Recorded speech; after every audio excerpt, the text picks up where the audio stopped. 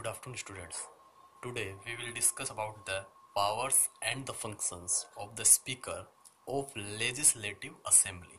ये असेंबली के स्पीकर के क्या फंक्शंस हैं और पावर्स हैं, आज हम डिस्कस करेंगे. फर्स्ट है, he or she presides upon the meetings of the Legislative Assembly. Legislative Assembly में जितनी भी मीटिंग्स होंगी सबकी अध्यक्षता कौन करेगा? स्पीकर करेगा.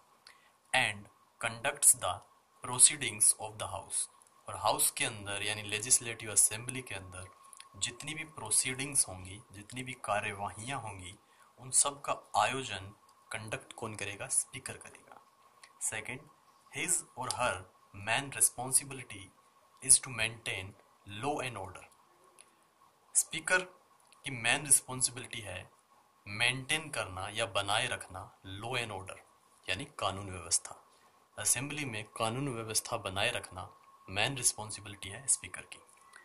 And he or she can take appropriate action for this, और अगर कोई लॉ एंड ऑर्डर को ब्रीच करता है, वॉयलेट करता है, तो उसके अगेंस्ट वो अप्रोप्रिएट एक्शन भी ले सकता है.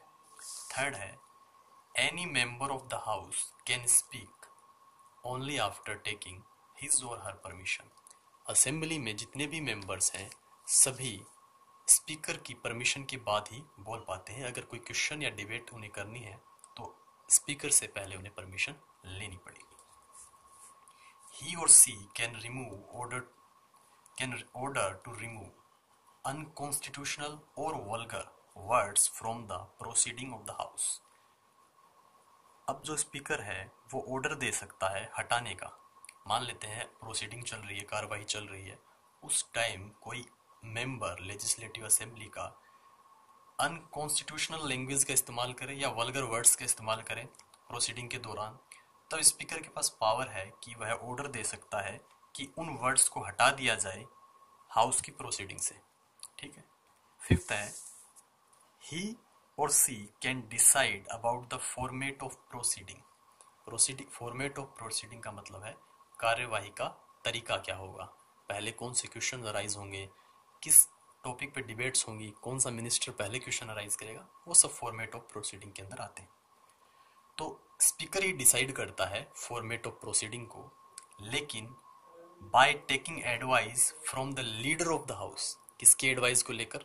लीडर ऑफ द हाउस के एडवाइस को लेकर. लीडर ऑफ द हाउस यहां पर होगा चीफ मिनिस्टर, सीएम.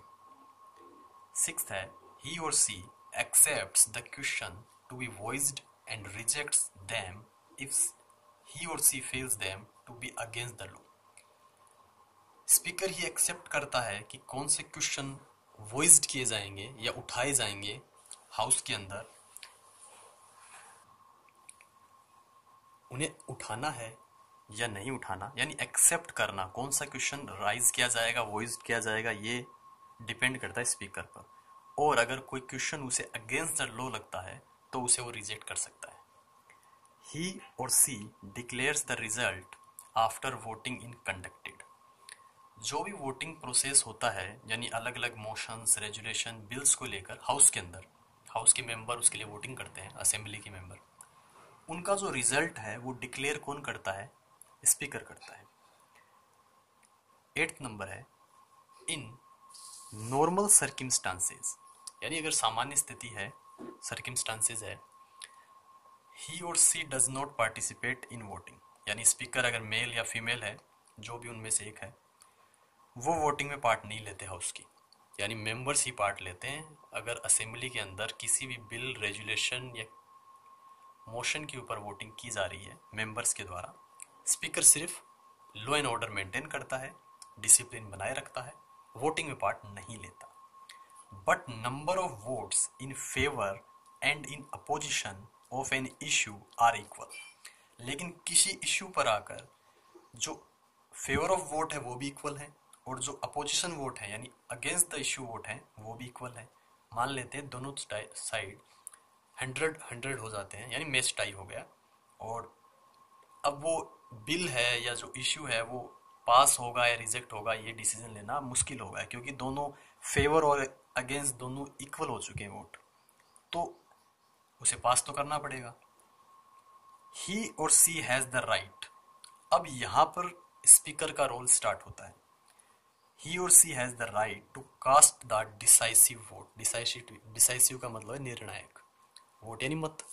अब स्पीकर की एंट्री होती है और स्पीकर निर्णायक मत या निर्णायक डिसाइसिव वोट डालता है, कास्ट करता है, और जिस साइड वो अपना वोट कास्ट करेगा ऑब्वियस है वो पार्टी या वो फेवर वाला या अगेंस्ट वाला जो भी है जिसकी साइड वो डालता है वो जीत जाता है। 9th नंबर है the speaker decide whether a bill is money bill और नॉट। स्पीकर ही डिसाइड करता है असेंबली के अंदर जो बिल आ रहा है वो मनी बिल है या नॉर्मल बिल है या ऑर्डिनरी बिल है। तो स्पीकर के पास पावर है डिसाइड करने का कि जो बिल प्रेजेंट हुआ है वो मनी बिल है या ऑर्डिनरी बिल है। 10th नंबर है he or she decides about the litigations associated with members changing the parties। litigation होता है मुकदमेबाजी या मुकदमा चलाना, ठीक है। तो जो लोग मेंबर्स पार्टीज को चेंज करते रहते हैं उनके ऊपर अगर लिटिगेशन करना है तो ये पावर किसके पास है, डिसाइड करने का पावर किसके पास है, स्पीकर के पास है। तो ये 10 पावर या फंक्शन स्पीकर के हमने आज पढ़े।